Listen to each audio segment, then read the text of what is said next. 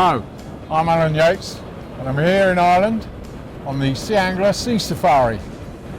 With me is Paul Fennick from the Sea Angler magazine. He's the features editor and we're touring around Clare looking for some fish. At the moment we've stopped at Dunbeg, White Strand. It's near the Shannon estuary, looking for a bass, but only small flounders we've had at the moment, but there's a long way to go yet. We intend to fish the rocks of Clare, up at the Burren, and anywhere we can get to. At the moment we've got a gale blowing. You can probably hear the wind, the rain stopped, but altogether it's pretty ropey weather, isn't it, Paul? Yeah, it is pretty, but we like the white water, don't we? We're hoping for a bass. What do you reckon? Yeah, I mean this is perfect for a surf for bass. I mean perhaps it's just happened, so we probably want to come here tomorrow. But, yeah. We're hitting high tide now, and it's probably as good a time as anyway. Yeah, bit of weed causing a bit of problem, but nothing too fussy, is it? No, we've got plenty of peeler crab, we've got ragworm and lugworm, and they're the baits we're more likely to get a flounder, I think. Yeah. Hopefully, if we keep trying, we might get one in the next hour or so. If not, we're going to move down to the Shannon, into the shelter of the Shannon. It's pretty deep water there. We've got a chance of thornback ray, bullace, that sort of thing.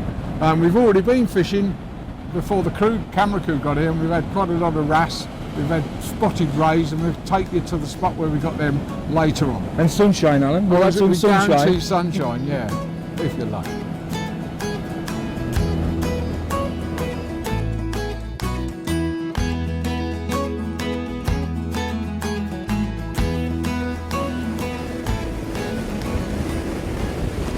Ah, you've got one, John. Nice flounder. Oh yeah, that's a good one. Well done. Let's have a look at it. Beauty. This is John Wells.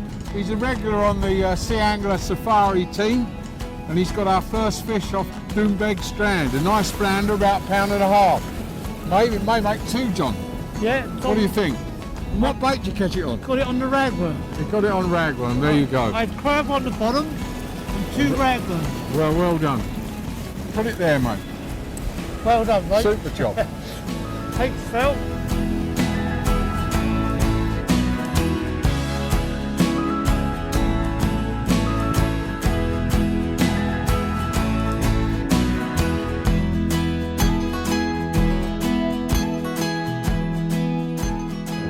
Joining me is Kevin Crowley. He's an inspector for inland fisheries. Just the guy responsible, or one of the guys responsible for the good fishing that Ireland's got. What do you think of this? I mean, you put us on this venue today, Kevin. What do you think our chances are? Well, it looks great. Great surf today, not too much weed. This is the beach where the Irish record bass was caught not too many years ago. So if you're going to get a good bass, it's going to be here today. Better keep an eye on the rod then. Yeah. And can you tell us a bit about, I mean, in Ireland there's no commercial fishing for bass. They've got a close season for anglers as well. And although we haven't got a bass to show you yet, we're hoping, it has increased stocks.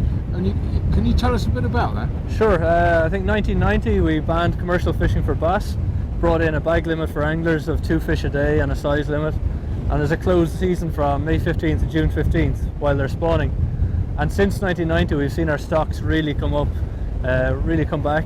The bigger fish now are getting to that size, you know, after 20 years of protection, they're growing to that big size. Yeah. And the southwest coast are producing some really good bass fishing the last few years. I know, I mean, I've been over and we've had bass again. I mean, I was here in the 60s when there was a lot of bass, just before the real boom, but we had a lot of bass then. And since that time, up until a few years back, it was pretty poor, but it's good to see them back. I think commercial fishing in the 70s and 80s really hit the stocks. Finally the government decided to act in 1990, and at the moment we're still the only country in Europe where commercial fishing for bass is prohibited. Yeah, I wish you could move it to England actually. It'd be great. Yeah, sure is. Well, chances are we might get one, although we came to Clare really not really aiming to catch bass. We came to fish the rock marks, and of course we've been blown off today, so hopefully we'll get a bass and then we'll get back on the rocks. I mean, you put us on a mark. Are you going to put us on the mark later in the Shannon? Yeah, I mean, County Clare is full of rock marks. You know, we've got Ballyreen and Blackhead in the north of the county, and the Shannon estuary with the deep water, full of ray, bullhuss, dogfish. You know, good fishing down there. It's more sheltered, so hopefully we'll get a bit of shelter from the wind. It's fingers crossed and let's go fishing. Absolutely.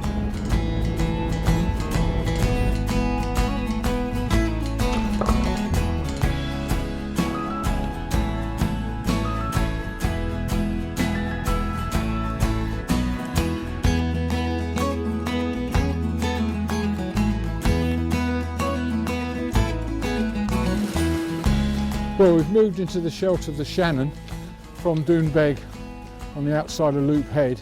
The force 8 blowing, a lot of rain, it's really a nasty day. So we've come to Carrig Halt, which is a little fishing port just inside Loop Head at the head of the Shannon. We've been given this mark along this bank here by one of the local skippers. He fishes off here in the boat and he said the shore anglers come here. We're expecting to catch perhaps a bullass, maybe a thornback ray, most likely a doggy. There's always a chance of a strap conger or something like that. But the tide's dropping now. We've still got probably an hour window of the fishing, and I've got a bite at the moment. So obviously I've got a dogfish bite. There's dogfish out here, that's something. But what I'm using tackle-wise, this is pretty rough ground. It's a mix of weed, stones. You can see what's here, stones. Down further, there's rocks and gullies and little ridges, and you can easily get your gear caught in it. So it's essential to use one hook and the old faithful pulley rig. The pulley rig is very versatile when you're after a single fish, one big fish. It's just one hook. Now you can use a pennel rig with 2 hooks on it for a big bait, but essentially it's a clip down, one hook. I'll show you put it together.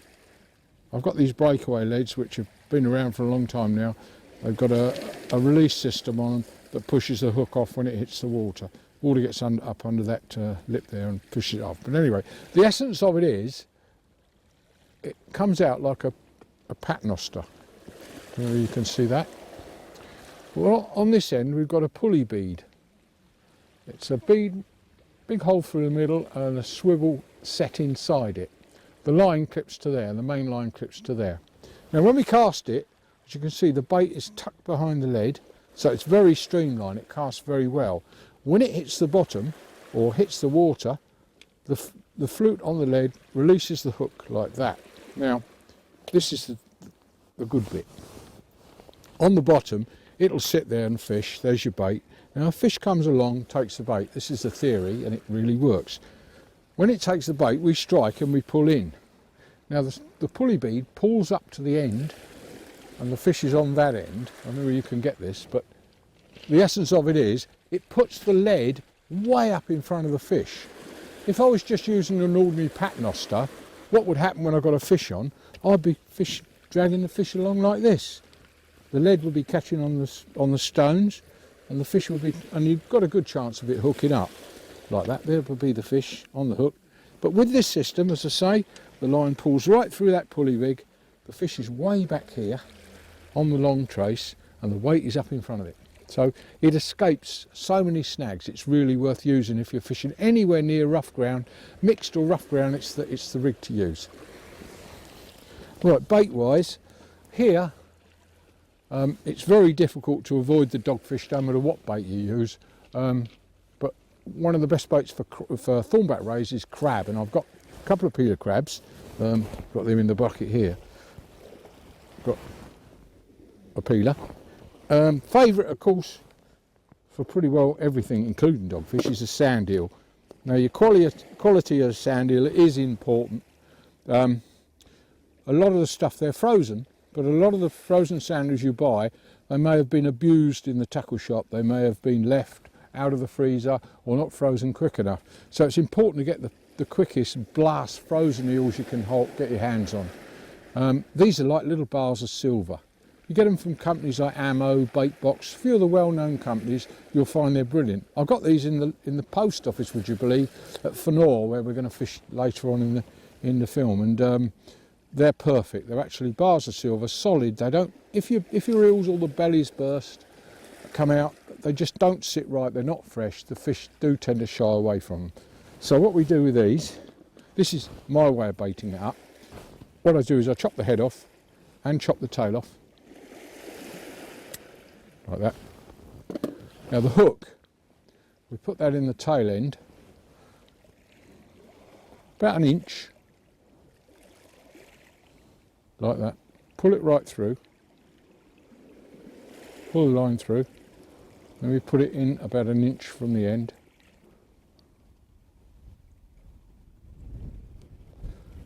If you're metric, it'll be about 5 centimetres, I would think. But anyway, that's the basic setup. Now, you must have elastic cotton, the lightest you can get hold of.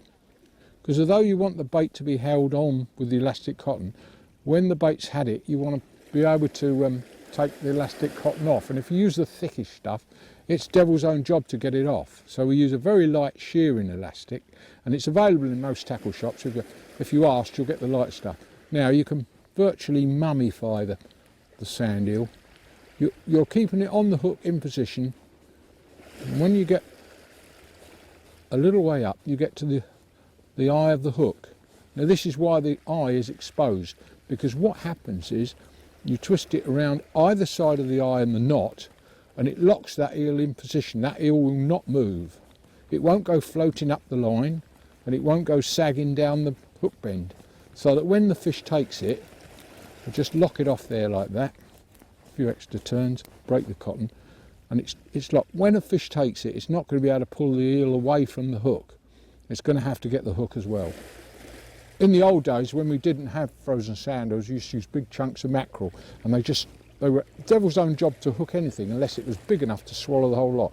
With these eels, they're perfect. They'll catch anything from a dogfish to a thornback ray, even a tope occasionally if you're lucky enough to be where one's feeding. But as I say, that is the best way to put them on. Right, I'm going to cast that out and see what we can catch.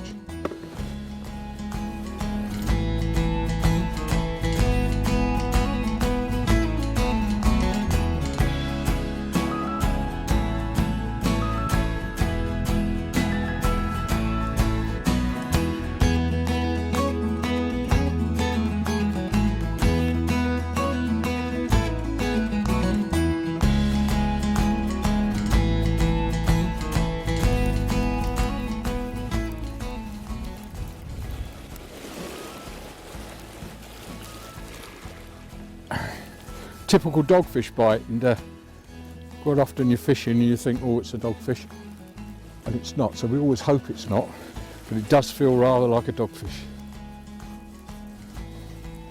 And Ireland is wall-to-wall dogfish on some days.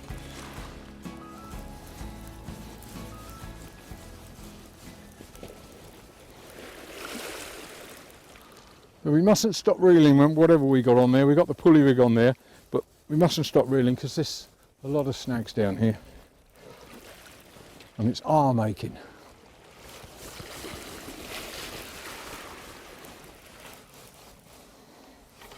Yep, doggy. And you can see what I mean by the pulley rig being extended. See, the lead's way up in front of the fish, so if you've got a really big fish on there, that's not going to snag up.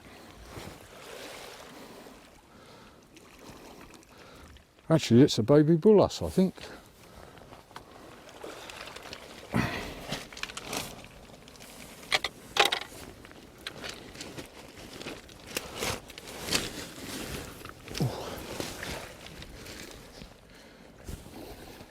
Yeah, it's a bullace, a baby bullace. Right, these things are pretty lethal. This skin's tough as sandpapery, and it can really cut your hands, rip your flesh. So you be careful when you're handling any kind of dogfish. It's better to hold them with two hands, or if they're small ones like this, you can hold them like that, so that the tail can't wrap around you. You know, we've got to get the hook out. You know, one of the problems with them is not many people want dogfish or bullace or anything like that. They want to put them back, and you've got to get the hook out.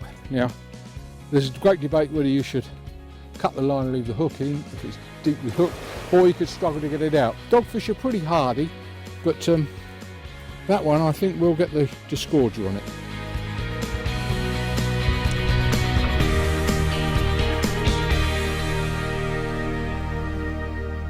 Fixed spools. We've got two in the TF Gear C range.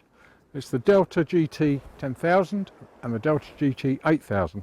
The 8,000s are smaller of the two. They're very easy to handle, great for novices.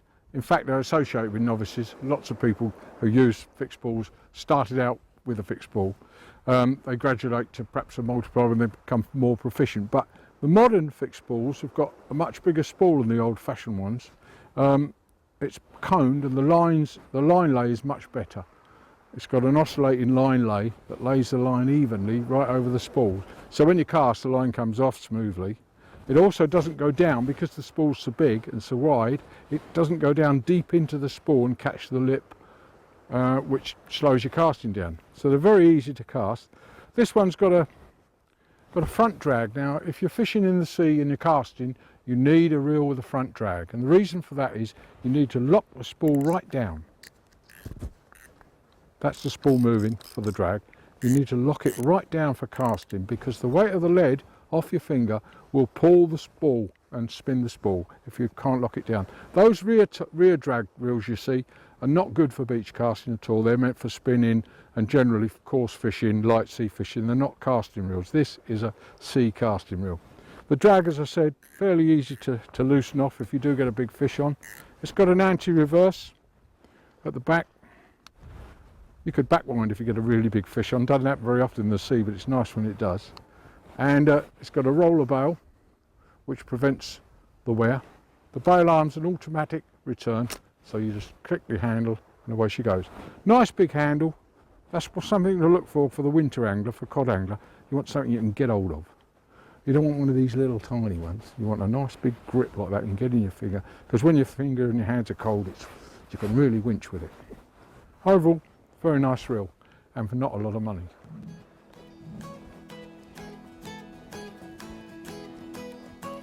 Another dogfish, I think.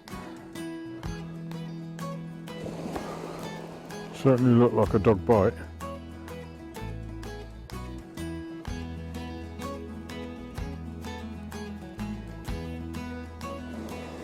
Yeah, it's on the top, but definitely a doggy.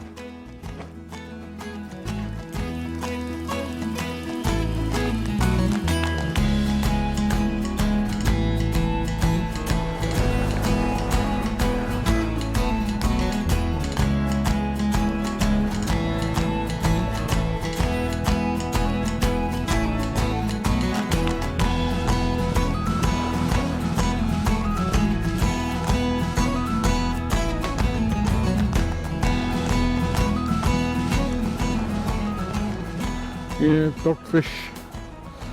Another dogfish. Not really what we want, but better than nothing.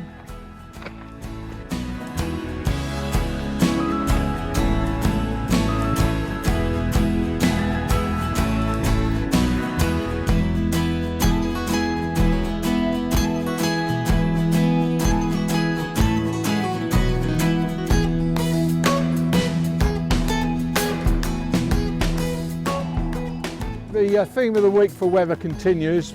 We've got a big northerly gale and it's pushed us out of the way of the weather. We've gone into the Shannon estuary. We're at Horse Island on the Loop Head Peninsula. It's more or less an ad hoc trip today. We've headed for a mark recommended by a local guide, Bill Ryan, and we've taken our own decision to go off to the side on some comfortable rocks in search of wrasse and conger, pollock, that sort of thing. I'm starting off with some LRF gear.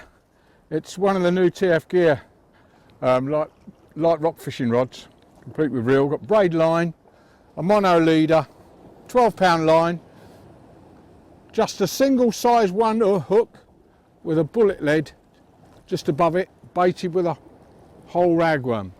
The target is wrasse. They live in the rocks close in, right under our feet. They're a matter of feet away. And you can get some real fun fishing. See if we can get a bite. The Ballan wrasse in Ireland grow to 6 or 7 pound, average about £1.5 pound. We get one about £3, that's quite a good one, but it really goes on this kind of gear. The idea is to trip the ragworm just lightly alongside the wall of the rock and just above the bottom. The bites, when they come, they're pretty fierce.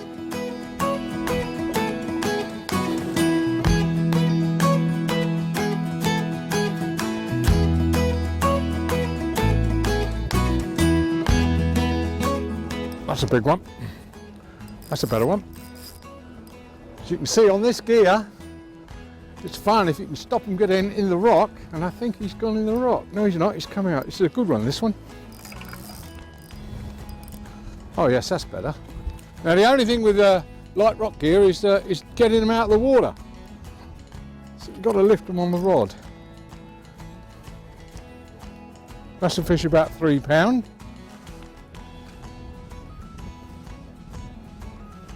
A super wrasse, that one. There's probably some big ones down here. This is fairly average stamp for the better sized ones, and it's the standard brownie colour wrasse. They come in a variety of colours, and they change colours with the sex. And you get a bright red one, the bright red and white spots are amazing. They call them rock tench, and you can see why. Or rock ruffians is another thing, because they're real bullies. They bully each other about, and when they get on the hook, they head straight for the nearest overhang, bit of weed or whatever you.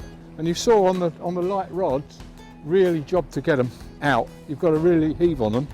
So you can't go too light. I've got to say £12 line I think is about as light as you want to go. Anyway, we're getting back. It's one thing with being low here to the water, we can return them all right. If you're high up, it's difficult to return them. If you look closely, you can see their teeth. They've got an amazing array of dentures, and they feed on all the shellfish, limpets, that sort of thing, crabs. They can crush anything up. So they make a living out of a lot of things other fish don't eat. That's why they're in the edge of the rocks, just somewhere nothing else lives, and they just scoff the limpets and all the little shellfish and crustaceans they can get hold of. Anyway, I think he's been out long enough now, so we'll let him go. Well, winter's coming, and you'll soon be reaching in your tackle box for your headlamp. We used to use paraffin and petrol at one time, but they've gone out of fashion since the LED was invented, and it really is an effective way to fish now with a headlamp. This is the TF Gear Force-Lite. It's got a single LED, but it's adjustable. It's got a low light, it's got a really bright one, and then it's got the usual SOS which flashes on and off. That's the bright, that's the SOS. Now, it's got a nice swivel head on it, so you can really get it down on your reel when you're reeling in. It's got quite a wide arc, that, which some of them haven't. It's got a neat headlamp adjusted band. Most people find that these light LEDs have got a much lighter battery than the old styles, so you can have the battery on the headlamp rather than a battery pack, which is useful because it's compact. There's also a microlight in the range, which really, to me, it's ideal for a backup lamp. If you want to stay an extra hour when you're fishing in the evening, it's not a bad one. It's not main line, but it's handy if this one packs up or you drop it in the sea, or anything could happen when you're fishing nowadays. But you can see it's got five LEDs, and it's not mega bright, but it'll get you out of trouble if you lose your other one. Overall, again, for not much money, this one. So it's handy to leave it, and it's that light you can leave it in your box all year. Both the headlamps are water resistant, so if you're in the rain, you won't lose your light because of that.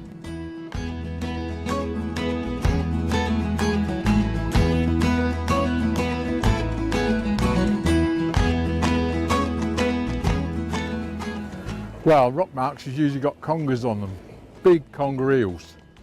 And they're pretty tough creatures, so you want some tough old tackle. Now, there's a lot of variety of rigs for them. I think if we get a conger here, it'll be sort of around about £10–12 at best. Don't think we'll get a real monster. Anyway, what I use is I've got a 3-way swivel. That's tied to the main line, which is 35. I've got a piece of 20 going down to a clip on the bottom side of the 3-way swivel. A little 2-ounce, 1-ounce lead. I'm only lowering it down the side, I'm not casting it out. On the business end, I've got a 60-pound trace and a 5/0 hook. Lump of mackerel. For tail fillets are nice. You can see you thread the hook through them, you can get them on there quite nice. A whole head's good. Unfortunately, what you need is really fresh mackerel, and we haven't got any yet, so we've got what we caught yesterday, which are pretty good, but I'd like a fresh one. Then I could use a head. But anyway, that's the business. The theory is if you get hooked up with the lead, the line breaks there and you get your fish in. course, if you get it hooked up there, you lose a lot, and you do lose a lot of tackle at this lark, because we're fishing down there. It looks pretty clean, but on these rock marks in general, if you want to know what's down under there which you can't see, look behind you. And that's what it's like down there. And imagine that covered in kelp, as thick as your arm, lots of weed everywhere. You can imagine how difficult it is to get your tackle back. So you've got to be prepared, if you go on this kind of ground, to lose the odd rig. Sometimes a lot of the odd rigs. Anyway, we'll try it. So it's pretty hefty gear. I'm using a 525, 35 pound line. Got a Force-8. This is the Force-8 13'6" 2-piece. It's really a casting rod. It's powerful. That's what you want for congers, because you're going to really have to lean into them when you hook one. Anyway, we'll put it down there. We're only just going to lower it down the edge. We've got about 20 foot there. Let it hit the bottom. And it is usually a waiting game. What I do, I'll put the reel on ratchet, but rather than taking the lever off, I tend to loosen the drag off so the fish can pull it, and I've still got some pressure on it, and we'll hear a click click. We know we've got one on there.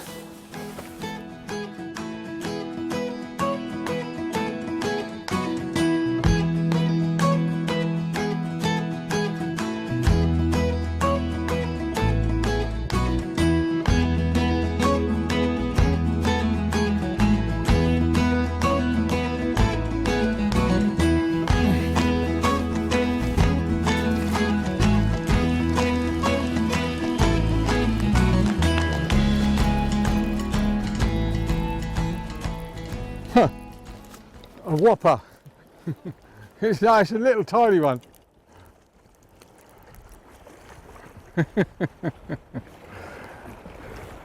Only a small one, but there you go. We want his granddad, don't we? Trouble with these little ones, they just nibble the end of the ragworm. You can see it's all chewed up. And they give you a great big bite, float goes under, and you think, that's a big one, he's on there, and he's not. But amongst the species you catch when you're rock fishing, a rockling. Not very big. There's several species of them, and they're this bright orange and sometimes a really pink red colour. Fascinating. They go to about £5. A monster one is £3. A record would be 5. But this one's 3 bearded. You can see, you can count his barbels on its face, which it must use to feel its food. Very sharp teeth, and they love a bit of mackerel. Sometimes they turn up as a bonus. This one's not really big. We'll put him straight back. You can say he's a pretty little fish. Matches the colour of the kelp down on the bottom.